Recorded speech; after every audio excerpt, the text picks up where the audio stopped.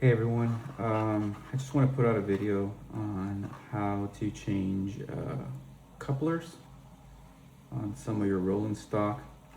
Um, this kind of was a little daunting for me when I thought about doing this in the beginning.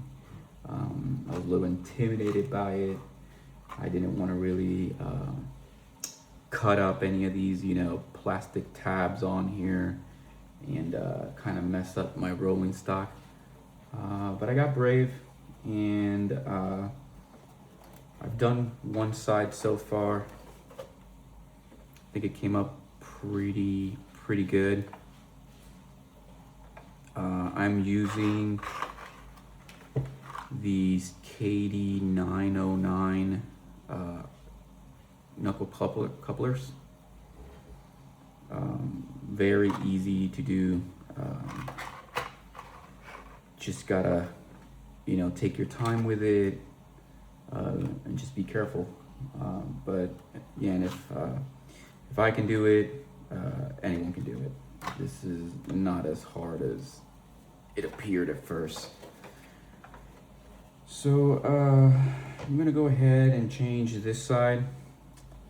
So I've already taken off the old coupler that was on here, and I'm going to go ahead and start the install on the new coupler.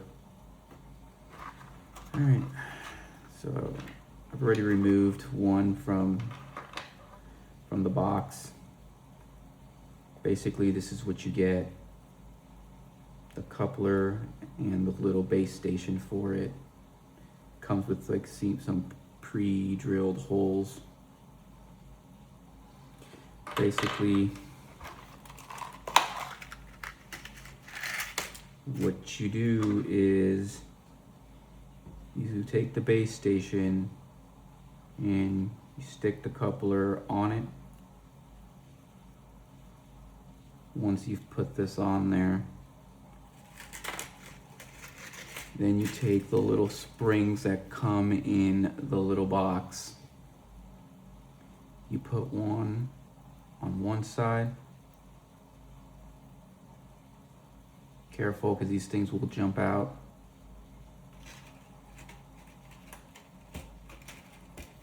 Then you take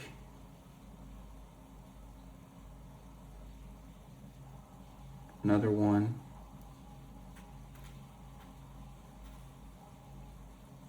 And you put it on the other side.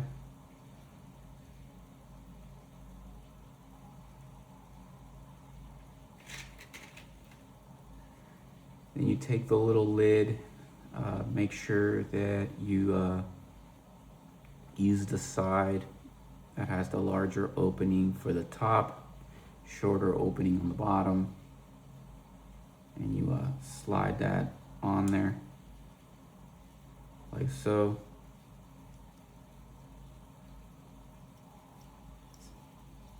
Just move this around to make sure it centers itself. Means it's good. It has free play. The springs are set well.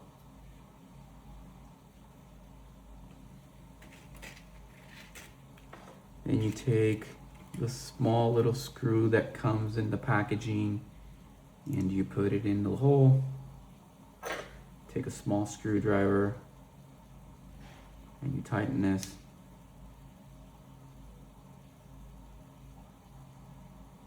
Like so.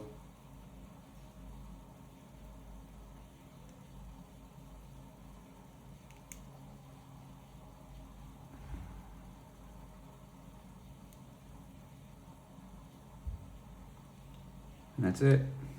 You got your coupler all built up.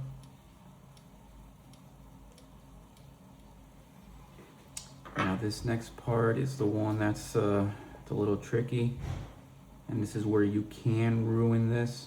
So I've already ruined one, but basically when you put this on there, this little circular hole is going to fall in on that notch, and that's how it goes. But if you notice in here, the hole doesn't really line up. So you're gonna have to drill a little notch in there and then screw a screw in there. The easiest way I found to do this is, so you don't ruin your stuff, you take your screwdriver, stick it in that hole, and you kind of twist it a little bit just so you can make a mark on here. Go back and forth, back and forth. Make sure you make a mark. The reason for this mark is for the next step. When you start to drill in here, you don't want your drill bit or whatever you're using to drill to slide off. Okay. So I've made the little notch in there, little mark. I'm using a Dremel, right? With like a little screw tip on it. I'm sure you can use an actual drill bit for this. I like to use the Dremel. Not a whole lot of power on this Dremel. Have it in the low rating. I'm going to position the Dremel on that little notch I just carved out. And then I'm going to start to drill. I'm not going to go super deep. I just want a little notch in there. And that's it. Just enough to where I can start screwing my screw in there and it will break through the rest of that plastic. So then I'm going to take the screw that comes included in the package, right? And I'm going to line this up about so. I'm going to place the screw in that halfway drilled hole, and I'm going to start screwing. It'll be a little tough at first, but once it finally breaks through, it'll go in.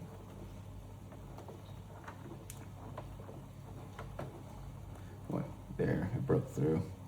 What I want to tell you though is careful with this, because if you screw it on too tight, you'll strip this hole, and then you're gonna have to find a way to get this tab to come fasten securely on this. So just make sure you don't over tighten this thing. Just enough to where it doesn't move,